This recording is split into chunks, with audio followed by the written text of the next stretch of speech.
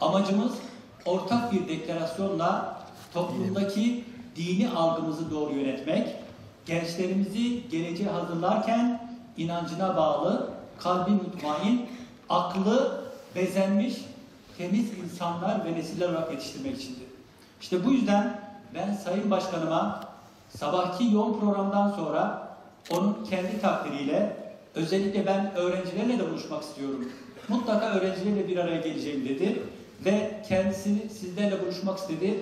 Bu konuda da kendisine teşekkür ediyorum.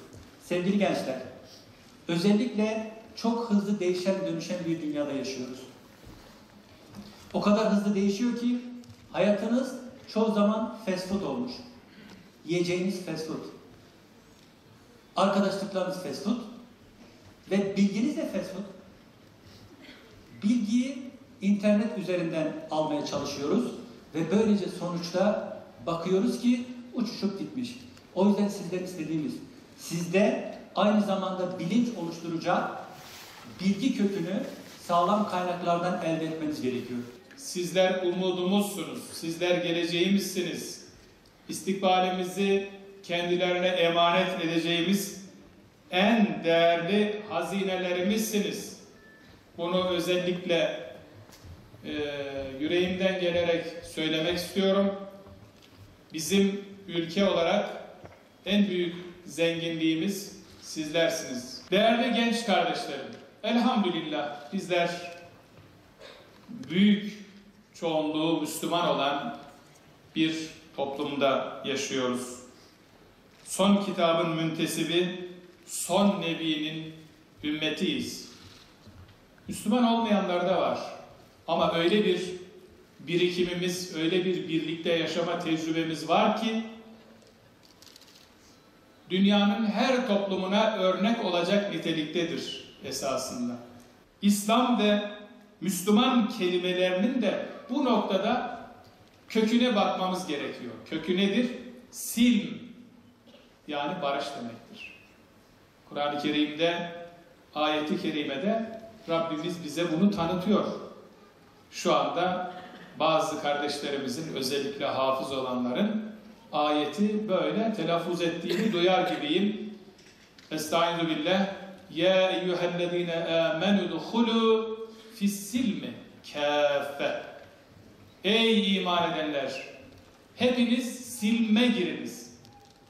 Silm, İslam anlamında ise eğer, zaten ey iman edenler, hepiniz İslam'a giriniz şeklinde anlaşılabilir mi? Anlaşılabilir. Yani doğru dürüst Müslüman olunuz.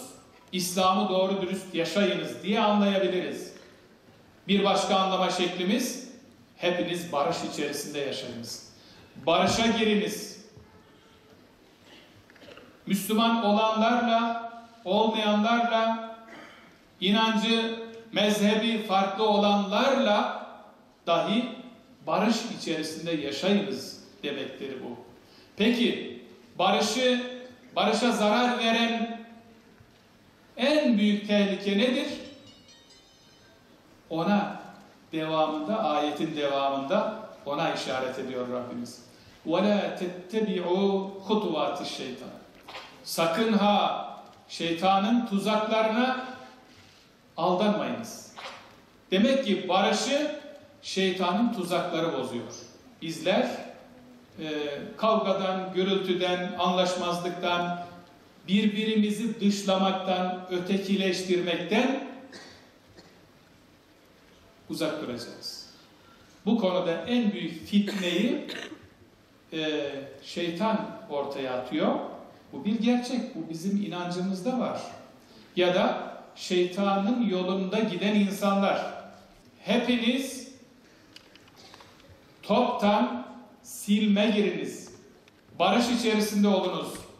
Sevgi, muhabbet içerisinde olunuz. Böylece Müslümanın düşünce ve ahlakının iki büyük ve önemli boyutunun olduğunu da anlamış oluyoruz. Bunlardan birincisi yaratana, yani Allah'a itaat ve teslimiyettir. Allah böyle buyuruyor.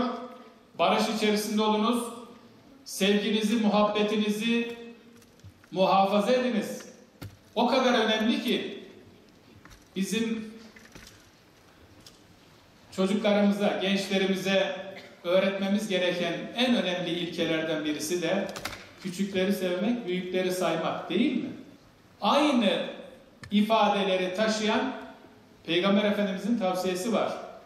Küçüklerine sevgi göstermeyen, büyüklerine saygı göstermeyen bizden değildir buyuruyor Peygamberimiz. Bugün İslam dünyasında yaşadığımız bu ayrıştırıcı hareketlerin bizi ne büyük sıkıntılar içerisine soktuğunu hep birlikte görüyoruz. Esasında tarihten ibret almamız lazım. Bilginizi bilince dönüştürün. Bilmeyenlere bunları anlatın. Bizi birbirimize düşürmeye çalışanların arka planında istismarcılar var. Sömürge kelimesi zaten istismar kelimesiyle aynı kökten geliyor. Sömürüyorlar, istismar ediyorlar. Bazen etnik kökenleri istismar ediyorlar. Bazen mezhebi farklılıkları istismar ediyorlar. Bunlara biz artık fırsat vermeyeceğiz. Bunun bilinci içerisinde olacağız. Gençler olarak biz tır tır yiyecek içecek gönderirken onlar tırlar dolusu silahlar gönderiyor. Görmüyor muyuz bunu? Hepimiz görüyoruz. İşte biz merhametli bir milletiz. Şefkatli bir milletiz. Sınırlarımızın içerisinde olan muhacirlere sahip çıkıyoruz. Sığınmacılara sahip çıkıyoruz. Yine biz onlara ekmek, yemek, içecek, yiyecek, içecek, su götürüyoruz şu an. Neden? Hazreti Adem'de birleşiyoruz çünkü. Bu ilkelerimizi ilelebet yaşatacağız. Din, dil, ırk, renk ayrımı yapmaksızın herkesin temel hak ve özgürlüklerini dokunulmaz kabul etmişlerdir. Ahlak ve hukuk konusu çok önemlidir. Yaşanan savaşların, kaosların, bireysel ve küresel krizlerin temelinde insanın kendine yabancılaşması, yaratılış gayesini unutması, Rabbine kayıtsız kalmasıdır.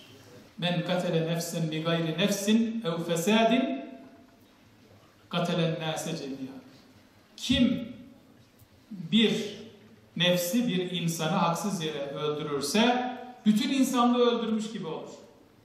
Yani burada bu ayet dururken Müslümanları kılıçla, zulümle İslam'ı yayan kimseler olarak göstermek haksızlıkların en büyüğüdür. İslam tarihinin ilk zamanlarına bakınız. İstanbul'un fethine gelen Hazreti Eyyub el-Ensari 5000 kişiyle geldi. Ama gelirken binlerce insan Anadolu'da Müslüman oldu. Yani topraklar fethedilmeden önce kalpler fethedildi. Muhammed Hamidullah'ın tespitine göre Allah Resulü Efendimizin zamanında İslam'ın ulaştığı yerler 3 milyon kilometreye kadar genişledi. Peygamber Efendimiz'den 7 sene sonra Hatay Müslüman oldu. Hatay 7 sene sonra 638 6 sene sonra mı oluyor? 639'da Diyarbakır Müslüman oldu. Diyarbakır 639 yılından beri bir vakit ezandan mahrum kalmayan bir şehrimizdir. Kıyamete kadar da mahrum kalmaz inşallah. Öyle. Gönüller fethedildi önce. Biz de inşallah ecdadımıza bu şekilde layık olmak için en hayırlı insanlar olmak zorundayız. En hayırlı insan olmak için de faydalı işler yapmamız gerekiyor.